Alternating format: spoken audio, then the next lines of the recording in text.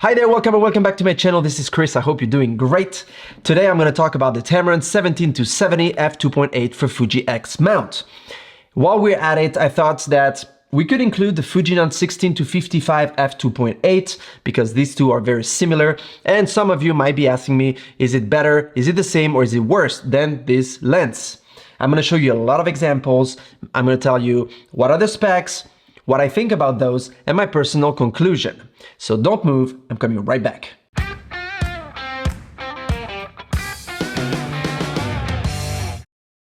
We're first gonna start with the specs, but before I get started, a little disclaimer here.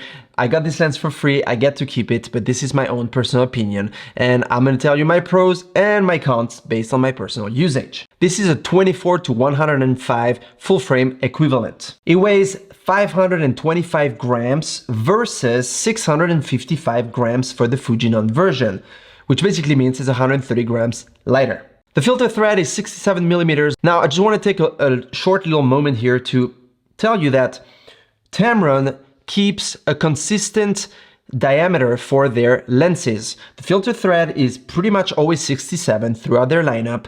I have 67 on the 18-300, on the 17-28 for full frame that I have on my Sony, the 28-75 that I have on my Sony, and all of them have the same diameter. Why is this great? Because if you want to use, for example, a black mist filter, you can do so. I have the same throughout my lenses. If I want to use an ND, a variable ND, and other types of filters, I can do so.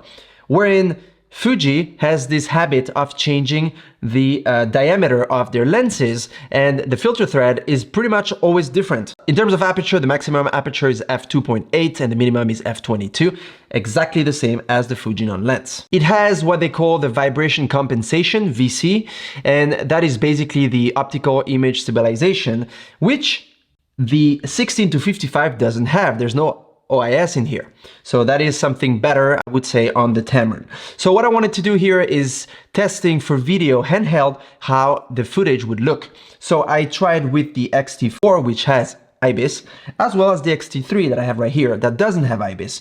So you can see side by side how they perform using the same exact lens.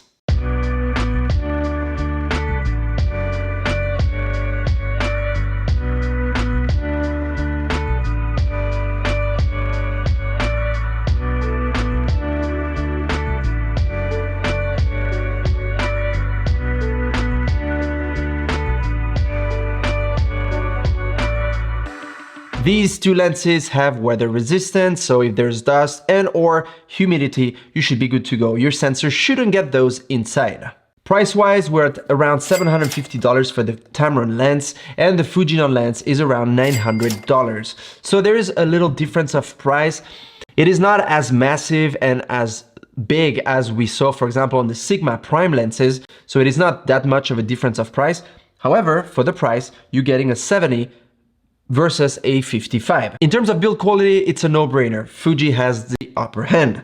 Not only the build quality is amazing, but everything like the Aperture Ring, it's something that they always add and third-party manufacturers don't. And it just is high quality, premium. The Tamron one, on the other hand, is still a good quality. It's not going to break anytime soon, but it's not the same as the Fujinon version. Obviously, the fact that it's a little bit lighter, it's a bit of a compromise. You need to choose between having a heavier lens or having a lens that is lighter, but not as well built as the Fujinon one. As I was shooting with this 17-70, I noticed there was a little bit less contrast, and I'm being very nitpicky here. I'm being like going into the minor details I can find because these two lenses are very, very, very similar. But I found the Fujinon photos to be a little bit more, contrasted. There's more contrast. So I prefer the Fujinon. In terms of focusing for the Tamron lenses, nowadays they use what's called the RXD, and that's basically a quick focusing and more precise so that you don't miss your focus. I can confirm that it is true. I didn't have any problem with focusing. It is very snappy and quick. Now, I've been testing this on the X-T4, the shots that I'm showing you. The X-T4 being a more recent camera than an X-T2 and X-T3. Maybe it is also helping probably for the focusing, but no matter what, I did not miss shots using this lens. one cool feature is the fact that you can get really close to your subjects when you're zoomed out at 17 millimeters. In fact, in this photo here, you can see how close I was to this hook.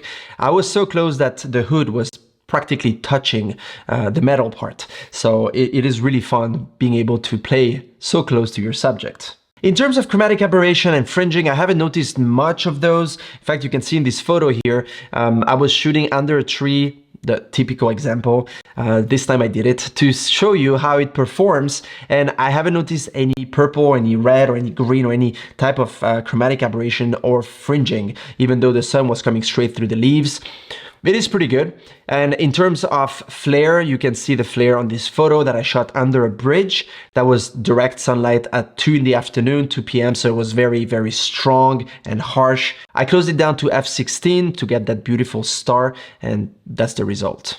One thing I did notice is that it tends to get a little bit soft on the edges when you zoom all the way to 70 and you're wide open at f2.8, as we can see on this photo here with the spider. Not a big deal, but I thought to mention it. Last but not least, definitely not least, and this might be a deal breaker, is the lack of an aperture ring, like I mentioned earlier. There isn't one. This is for focusing, and that's all you get. That would be great if Tamron could add one, or any other third-party manufacturer for that matter, because that is a deal breaker for me. Using a lens that doesn't have the aperture ring. For example, for a wedding, I like to have full control on my aperture at all times and know exactly where I'm at without having to look at my screen to know when I'm moving and go with a little wheel. I don't like that. All right, now that the specs are out of the way, we can tackle the samples. What I did here in the first series to start with is I zoomed all the way and I took shots at different apertures. So the Fuji zoomed obviously at 55 millimeters and the Tamron zoomed at 70 millimeters. And I changed the aperture so you can see how the bokeh, how the background changes as I change the aperture. Here we go.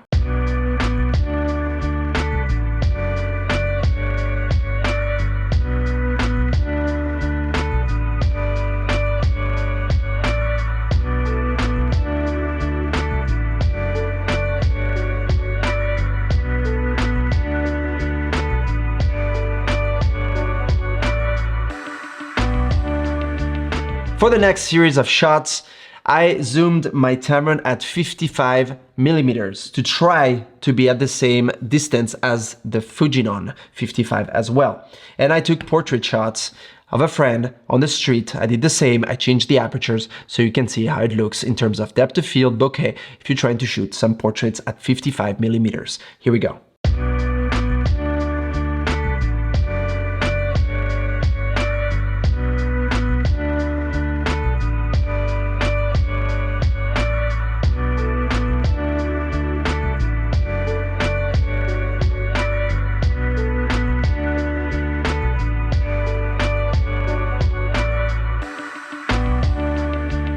The next series might be a little bit strange for some, but I decided to do it anyway.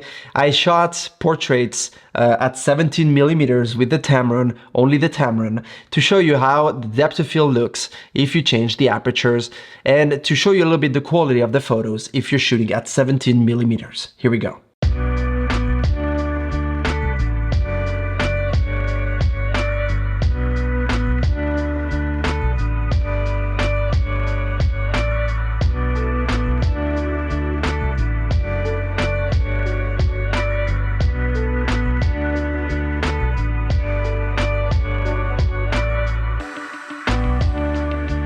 The next series is geared towards those that want to use an all-around, all-purposes lens, such as these guys. For example, someone that travels a lot, or someone that wants to only have one lens on their body and not have to change with prime lenses or whatnot. And the purpose of it is to show you how much you can zoom in and how much you can zoom out between these two lenses. So what I did is I put the X-T4 on a tripod and I just swapped the lenses, so there's no changes in terms of configuration, in terms of distance and so on. And you can see how they look at 16 or 17 and how they look at 55 or 70. That way you can get an idea as to which lens is best for your own personal work. Here we go.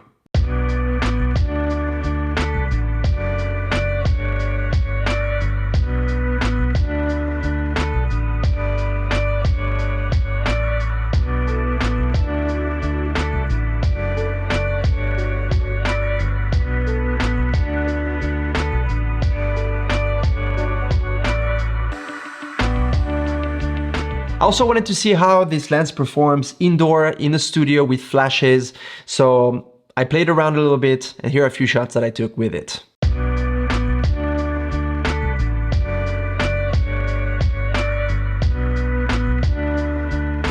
Now, how about real life usage? Because yes, you saw a lot of shots throughout this video, and that is great. But I went out to IKEA with my kids, and then we stopped by McDonald's because I like to do that often, very often. That's places I like to go to. So I took my camera and my lens with me, obviously, like always. What I wanted to test here is how it performs indoor with natural light coming through windows. That's the first test. And then I wanted to see how it would perform only using artificial lighting, because as you know, in IKEA, there's only artificial LEDs. And well, here are the results.